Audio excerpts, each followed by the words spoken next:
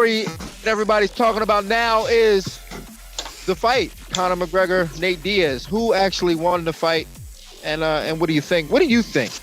Man, we had to do one this week, and that was a crazy fight. Number one, shout out to Conor and Nate Diaz, because both of those guys had moments in the fight where they could have gave up, they could have been stopped, they could have been finished. The tide continued to change back and forth, and man, it was a tough one to call. I personally thought that the first and second round was Conor McGregor. I did not think they were 10-8 rounds. Some people think because you knock somebody down to the ground, it's a 10-8 round. I know previous episodes in the Morning Wood Show, we talked about what's a 10-8 round.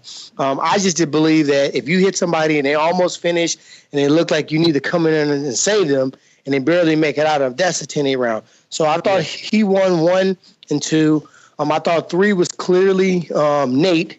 I think that's when the tide starts to change and he almost, stopped him. 4 was kind of close, man. I don't know the official card and what the judges actually said on the card. The 4 was a close round. It to Conor. Okay, they gave it to Conor. So that was a close round. I thought Conor started strong, but I thought Nick finished the round a little bit stronger. And then the last round, I thought Nate won. I mean, it was close, and then maybe the takedown secured it at the end. But here's what I think, and I kind of got some heat on Twitter about this. And it really comes down to that second round. And do you constitute those as knockdowns? And I can argue that they weren't really knockdowns. It was almost like Nate was just kind of flopping down. You know what I'm saying? I mean, he got hit. He took the shot. But we're not talking about, a flash KO. We're not talking about a flash KO. We're not talking about, a guy like you getting hit and dropping, or a guy like Robbie getting hit and falling down. We're talking about a jiu-jitsu guy who kind of wants to go down anyway. You know what I'm saying? It's almost like a clothesline. Yeah, for me, I felt like he was like, in a sense, like, he was kind of getting touched up on his feet a little bit. And you know what? Let's get this to the ground. And he took a shot and just kind of went down and hoping that Conor would go down with him. And Conor didn't go down with him. And I think it's almost like kicking an onside kick in football.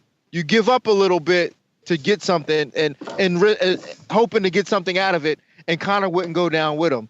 So to me, I didn't really give Conor a lot of credit for them knockdowns because I felt like Nate went down on his own and if he wanted to, I don't think that he would have went down. If he did, I don't do this often, Dino, but I'm gonna have to disagree with you, brother. And ain't nobody I know gonna be in the gym saying, okay, let me let this motherfucker hit me in the face so I can get to some jiu-jitsu.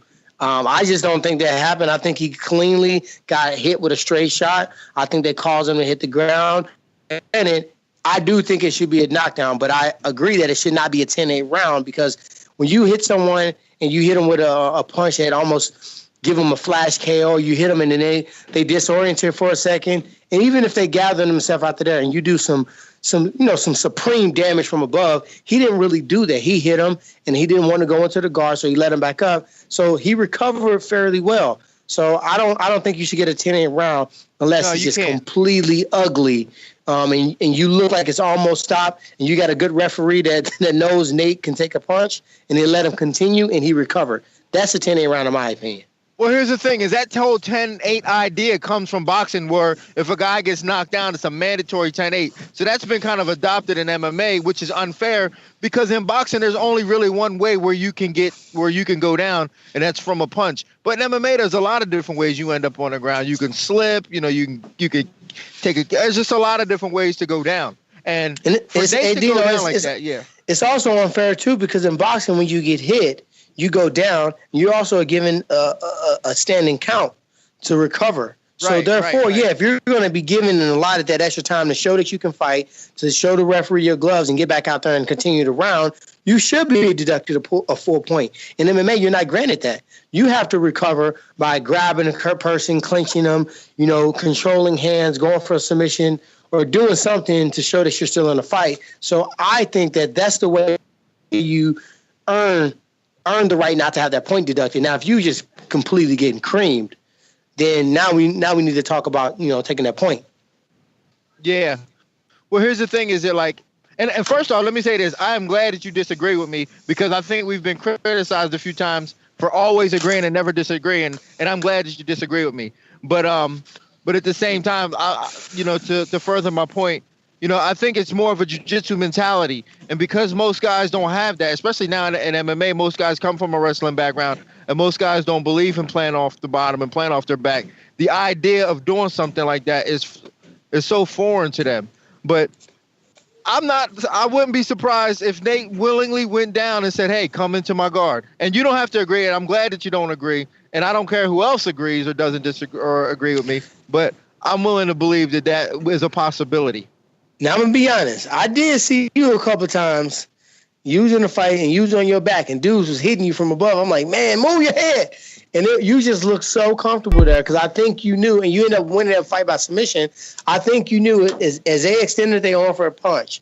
Eventually, they would get comfortable. They would put themselves in a position where you can take the arm, get the arm bar, triangle choke, or whatever you wanted to get. Anderson Silva, the same thing. Not that he took 24 minutes of punishment from Chael Sonnen, but at the end of the day, he was able to secure the submission because he was so comfortable from his back. I'm comfortable from my back, but I always just believe that unless I actually complete the submission, I'm losing on bottom. So I would rather get up to my feet, sweep honestly, over, and you're right about that. Like nowadays, like you can't really play that way because most guys are really savvy and they know how to neutralize the guy on the bottom. So it's a very difficult game to play, which is why it's kind of obsolete in MMA today.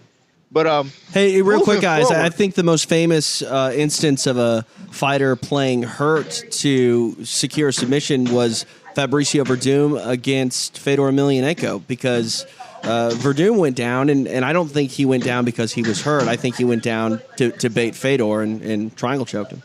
Yeah, I was at that fight. That was crazy. I remember that fight too. I was in New Jersey at an M1 card, and M1 is run by the Russians. So we all watched that fight after the M1 card, and that place was entirely silent as soon as that was over. Like every Russian, and you thought Russians were quiet anyway. I mean, after that fight, they were just like, "Oh my God, yeah, that was crazy." But I dare you cheer for the Fabricio when Fedor lost in the Russians. Hell, are you kidding me? Boy, you might not make it back to the hotel. No, I ain't say a word. I was like, nah, screw this. I ain't saying a word. But speaking of cheering on, how about Donald Cerrone, man? Did he not look good or what? My goodness, I posted a